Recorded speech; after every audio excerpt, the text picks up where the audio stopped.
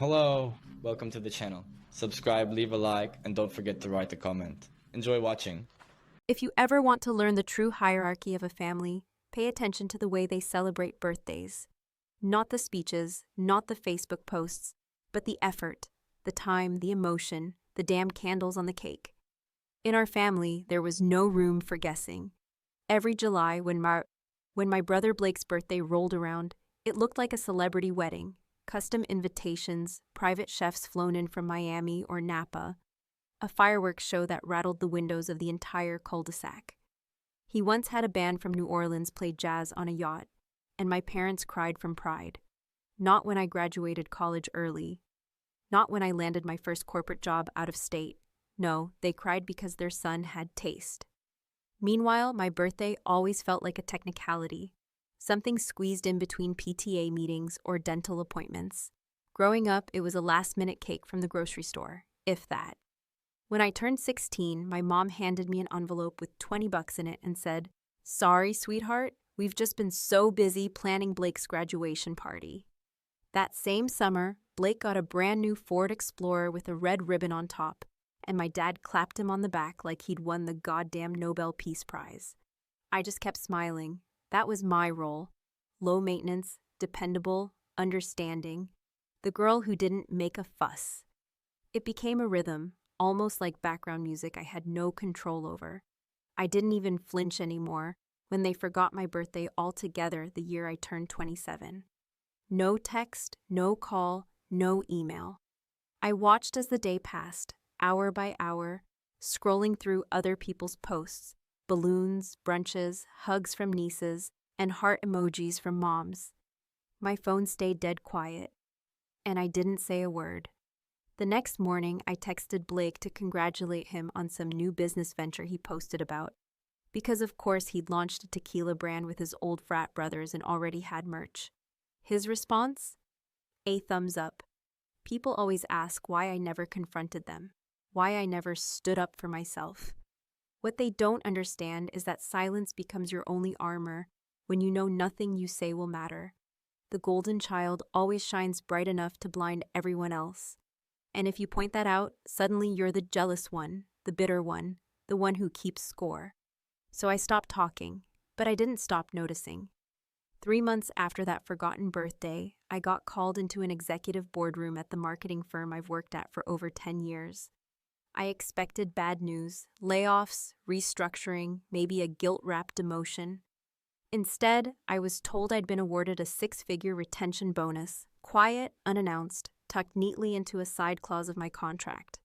My boss said, "We know you're the glue holding this place together. This is just to make sure we don't lose you." I blinked, then I smiled, and I said thank you. That was all, not a single word to my family.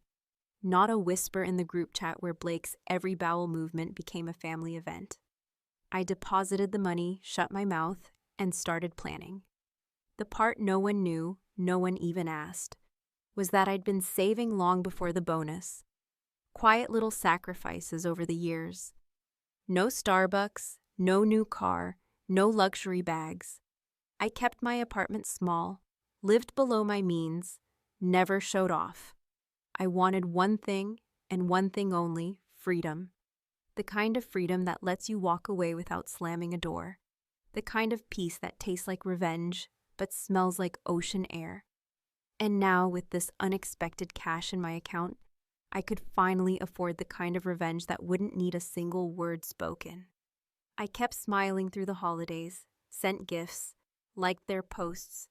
I even chipped in for Blake's 35th birthday, where my mom hired a sushi chef from Tokyo to prepare a private omakase experience in their backyard. Everyone clapped and laughed while I helped clean up dishes. I poured the wine. I said how happy I was to be there. And no one, not a single person, asked me how I was doing. That was the last year I let them ignore me. Because the thing about people who overlook you, they never expect you to look back. There's a certain power in pretending you don't notice, in smiling politely through the kind of dismissal that would gut someone else, in laughing at a joke you've heard 100 times about how you were always the quiet one, knowing damn well that silence has become your only real defense. And so, for the next several months after my bonus landed quietly in my account, I kept doing what I'd done my whole life. I played along, acted like nothing had shifted under the surface, like my world hadn't tilted into something darker and more focused. I kept nodding on Zoom calls with my family, kept responding to group texts about Blake's tequila brand expansion, and even feigned excitement when I got the digital invite to his engagement party, which, unsurprisingly, was set to happen over the exact weekend that included my next birthday. That little detail didn't feel like a coincidence, although I knew they'd swear it was, because for people like my parents, people who orbit around their golden child, like dying stars around a sun, reality always bends just enough to keep them from seeing the damage they cause. I didn't even bother to check if anyone had remembered that my birthday was coming up. I already knew the answer. There wouldn't be a call, a card, or even a lazy happy birthday text. They would be too busy making signature cocktails for Blake's big day, too busy arguing over flower arrangements and tablecloths, and whether the outdoor tent should have gold or silver string lights. My mother had already forwarded me 5 different versions of the invitation, asking which font felt more romantic, and I had responded with carefully worded approval because that's what I'd always done: smile, nod, and stay out of the way. But behind the scenes, I had begun moving with a kind of purpose I hadn't felt in years, driven not by anger or resentment, but by a quiet and deliberate hunger to carve out something entirely for myself, something untouched by their preferences or expectations. I started working with a real estate agent who specialized in coastal properties along the Atlantic. Private listings, discreet transfers, cash-only sales if possible. I told her I was looking for something with solitude in view, not flash or Instagram likes. I wanted windows that opened onto nothing but waves, a porch that could hold silence without apology, and walls that didn't echo back anyone else's voice but mine. When she sent me the photos of the villa in South Carolina, a modest but stunning beachfront home tucked behind a half-mile of private road, I felt something tighten in my chest. It wasn't awe or even excitement. It was recognition. This place was mine. It didn't scream luxury or broadcast wealth. It was elegant in the way silence is powerful. I told her to make the offer within the hour and transferred the money that evening, without hesitation or ceremony. I didn't tell a soul, and it felt better than any celebration I'd ever had. Back at work, I kept my head down. I turned in high-level presentations, trained 2 interns, and even took on a mentorship role I didn't particularly want, all while mapping out furniture delivery, negotiating internet installation, and scheduling a deep cleaning of the house before I arrived. I did it all in silence, invisibly, like I'd done everything else in my life.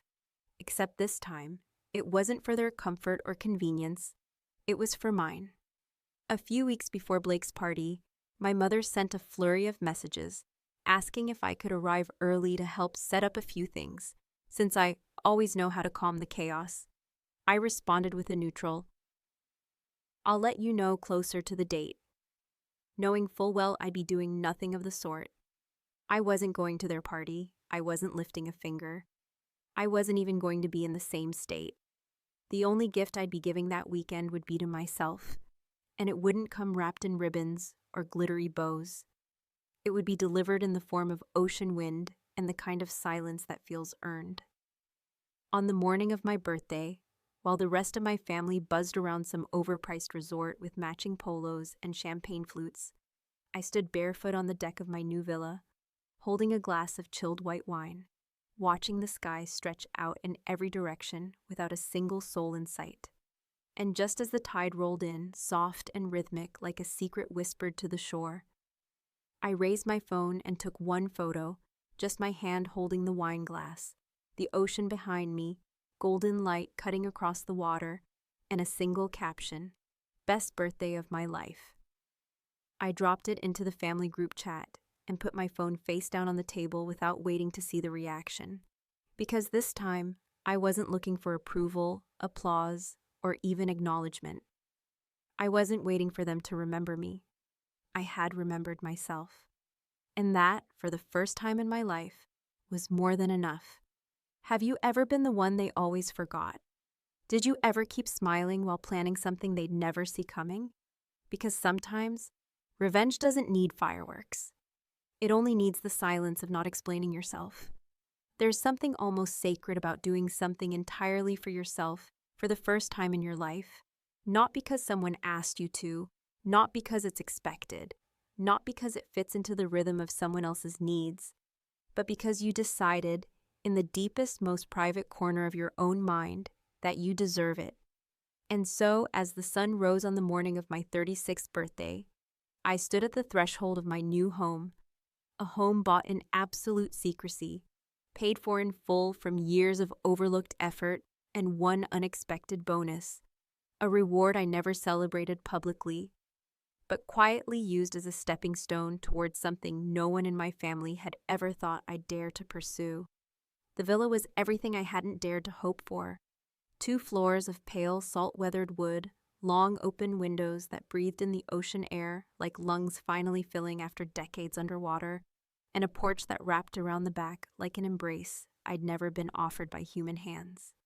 The sand stretched out like an untouched promise just beyond the stairs, and the only sound that greeted me was the slow, consistent hush of the Atlantic waves rolling in like clockwork, steady, unbothered, indifferent to the chaos I had left behind. There were no voices here. No one asking me to grab a few extra chairs or run to the store for more cocktail napkins. There were no texts buzzing from my mother reminding me about Blake's schedule or asking me to keep an eye on the cousins who always got too drunk and embarrassed the family. There was just silence, the good kind, the kind that holds you without question and lets you unravel. I had arrived the night before, driving quietly along the narrow roads with the windows down. No music, no podcast, just the hum of the tires on pavement and the occasional chorus of cicadas rising from the thick summer air. The real estate agent had left the keys in a lockbox as promised, and the moment I stepped inside, I felt something unfamiliar settle in my bones. Not excitement or anxiety, but a kind of permission, like I'd finally been allowed to be someone entirely separate from who I had to be when I was around my family. I didn't unpack right away. I poured a glass of wine, opened every single window in the house, and let the breeze carry the scent of salt and pine through every room. And then I slept for 11 hours straight in the master bedroom without interruption, wrapped in linen sheets that didn't smell like anyone else's perfume or regret. That morning, I woke before dawn, not from habit, but from something internal. Something ancient and sharp and humming just below the surface. And I made myself a full breakfast. Not a sad bagel while checking email, not some leftover pastry from the office lounge, but a real meal. Eggs with sea salt, avocado drizzled in lemon, toast buttered without apology, and hot dark coffee, strong enough to remind me I was still alive. I sat on the porch, barefoot, my legs pulled up under me, and I let the wind tangle in my hair, while the sun inched its way over the horizon like it was just for me. It was then, in that exact moment, that I knew exactly what to do. I took my phone, an object I had started to associate more with obligation than joy, and opened the family group chat. It had been quiet for a few hours, which meant they were likely mid-preparation at Blake's engagement party venue, probably arguing over seating charts or which playlist would best showcase his signature vibe. My mother was likely fluttering around in one of her expensive floral dresses, exhausted and proud, while my father poured mimosas and bragged to strangers about Blake's IPO projections. Not one of them had remembered what day it was. Not one of them had reached out to ask me where I was, what I needed, how I planned to celebrate. It wasn't spite, not really, it was something worse. Habitual disregard, wrapped in the assumption that I would never make a scene about it. So I did something that, on the surface, looked small. I lifted my glass of wine against the morning light, framed it with the rolling ocean behind it, and took a single photo. No filters, no cropping, just me, the horizon, and a quiet luxury that none of them had seen coming. I typed 4 words, "Best birthday of my life," and sent it without fanfare into the group chat. Then I put the phone down, screen facing the table, and walked back inside without waiting for a reply. I didn't check to see who'd read it first, or whether there was typing in response, or if my mother had sent some last-minute emoji-filled apology. I didn't care. Because the point wasn't to start a fight. The point was to exist outside of their narrative, to remind them in the most effortless, elegant way that I had stepped off the stage they'd written for me and built something better with my own two hands. And the most satisfying part wasn't even the photo or the timing.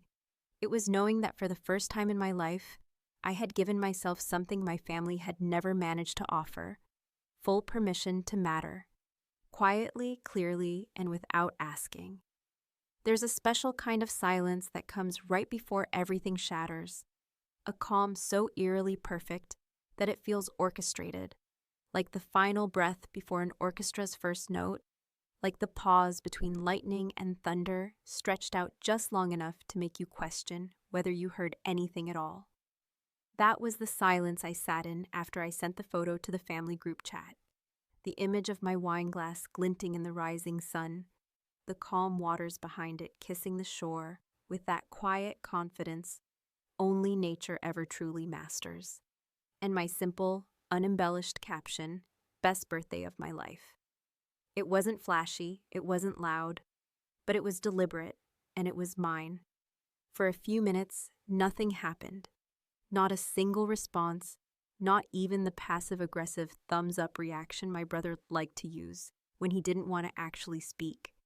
I sat on the porch with my second cup of coffee, letting the warmth of the mug seep into my hands, and I watched the sun lift higher above the ocean, washing the sky in streaks of gold and lavender, while I listened to the distant cries of gulls and the rhythmic whisper of waves crawling over sand.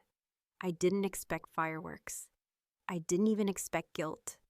I expected nothing because that had always been the safest bet. But then the messages started, and with them came the unraveling. First came my mother, sharp, brisk, trying to maintain control without sounding alarmed. "Where are you? Is this photo from today?" Then another, before I even had a chance to pretend I might respond. "Did you go somewhere for your birthday? You didn't say anything. We didn't plan anything because we thought you were coming here." As if silence from their side wasn't the usual currency. As if forgetting me hadn't become tradition. Then Blake chimed in, not concerned, not confused, angry. "You could have told us you weren't coming. We were counting on you to help with setup. Not cool." And that right there, that was the wound they didn't know they were exposing. The assumption that I existed as support staff in his life, the permanent stagehand to his never-ending spotlight, the person who could be called in at the last second and expected to say yes with a smile. The arrogance in his words didn't even sting anymore. It just confirmed everything I had known but had never said aloud. My father followed, predictably diplomatic, trying to smooth the edges with a touch of guilt and a sprinkle of denial. "We didn't mean to forget, sweetheart. It's just been so hectic. You know how your mother gets with events like this. We figured we'd do something for you after. After. Always after. After Blake's engagement. After his startup launched. After his latest media feature. After everyone had finished celebrating the person they truly cared about. My birthday was always an afterthought, a footnote, a logistical inconvenience squeezed between someone else's milestones. But not this year. Not anymore." I didn't respond. I didn't clarify. I didn't apologize. I just let the messages pile up, one after another, as they spiraled between confusion, frustration, and barely restrained panic.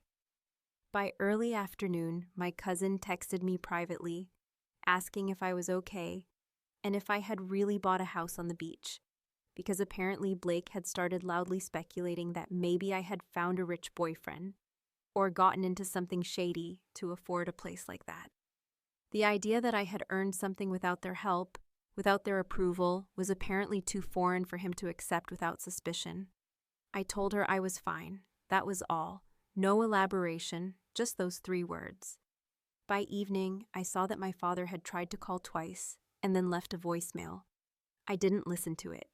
I watched the transcribed preview pop up on my lock screen, where I saw the words, "Maybe we didn't realize," and I deleted it without a second thought. What were they going to say that hadn't already been proven by years of actions, that they were sorry, that they meant well, that I should have spoken up if I felt overlooked. It was always the same script. Blame folded in apology, wrapped in just enough emotional manipulation to pass as love. But what none of them seemed to grasp, what they were still failing to understand even now, was that I wasn't angry. I wasn't looking for them to say sorry. I wasn't hoping to be invited back to the table.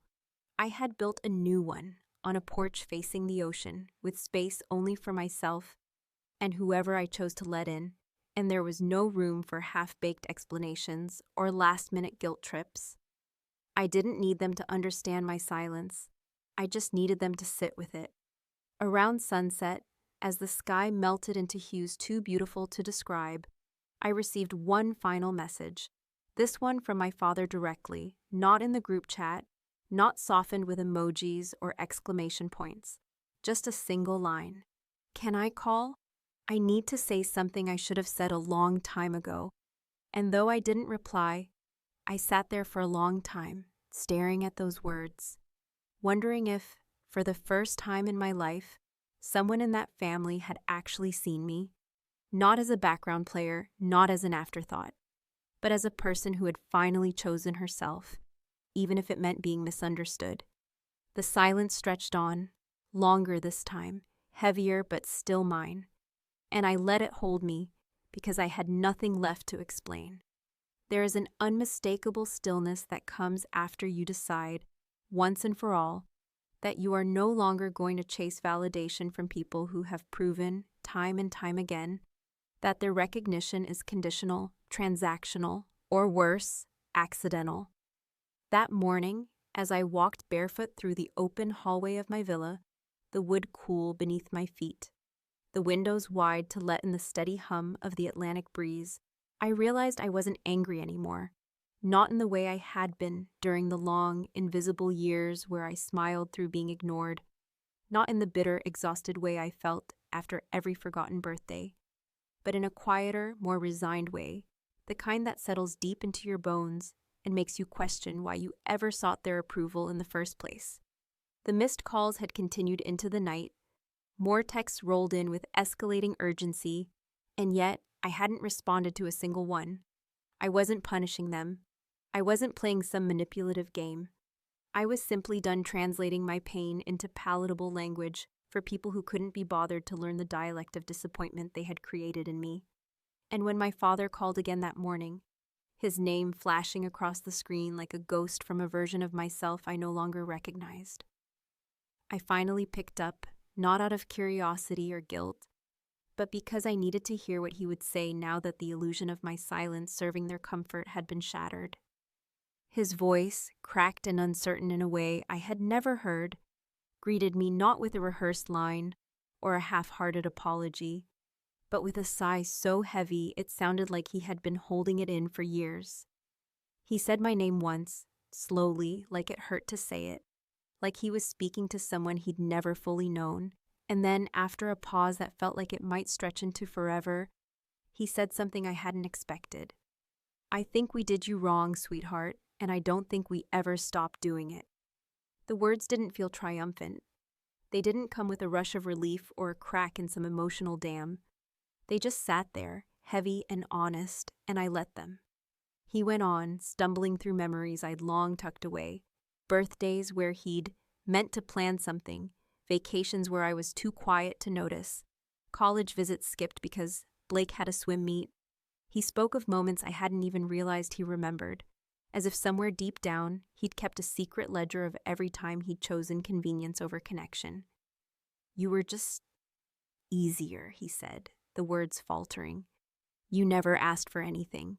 You never needed much. And I think we mistook that for not needing us at all." I didn't cry. I didn't speak. I let the silence hang, as it always had. And for once, it did the work for me.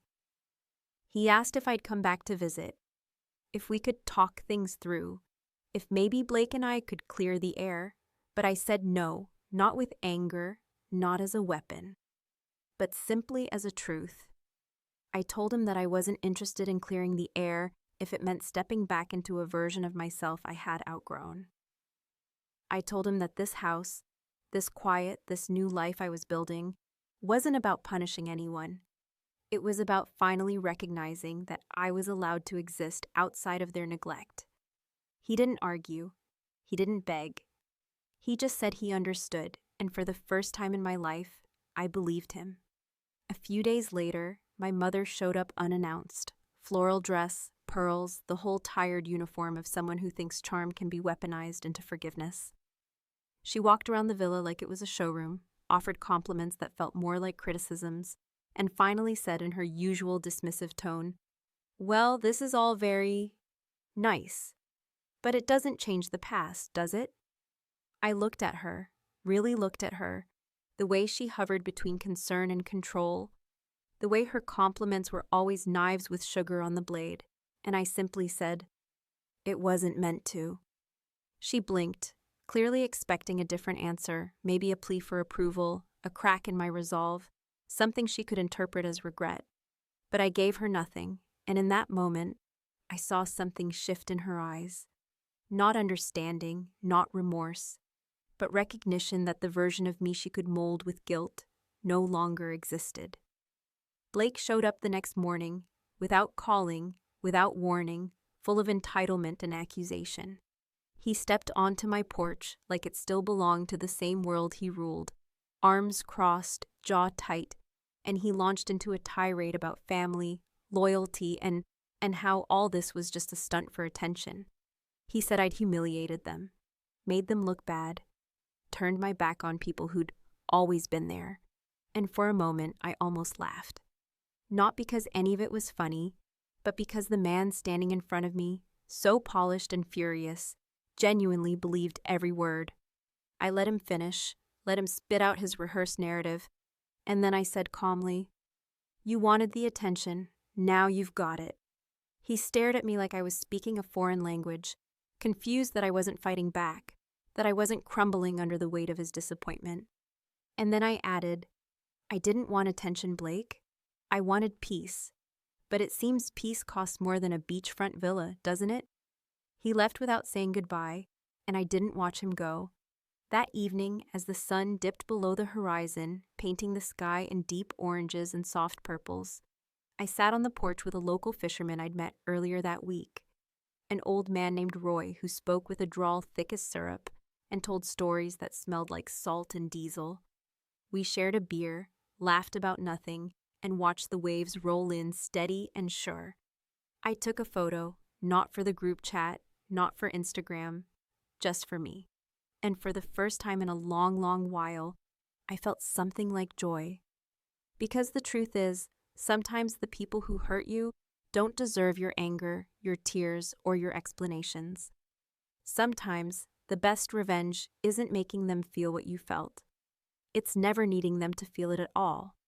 And sometimes the quiet ones don't need fireworks to make a bang. Sometimes they just need to disappear into their own peace and let the silence speak for itself.